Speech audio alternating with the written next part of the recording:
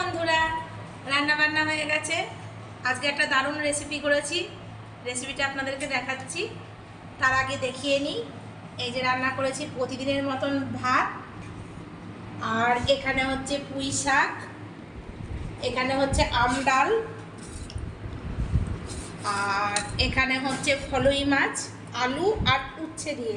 আমরা একটু উচ্ছে দিই ফলুই মাছে, তাহলে এই ঝোলটাই স্বাদ বাড়ায়। আর এই দেখুন একটা নতুন রেসিপি তৈরি করেছি, শাকের ডাঁটা বাটা। এইবার ওর বাবাকে খেতে দিয়ে নিই। এই যে ওর বাবাকে খেতে দিলাম, এবার দেখি ডাঁটা বাটাটা খেয়ে কেমন বলছে। কেমন হয়েছে বলো, কেমন হয়েছে বলো ডাঁটা বাটাটা? ভালো হয়েছে। এই যে শুকনো ভাতে খাচ্ছি, খুব ভালো হয়েছে, খুব ভালো হয়েছে।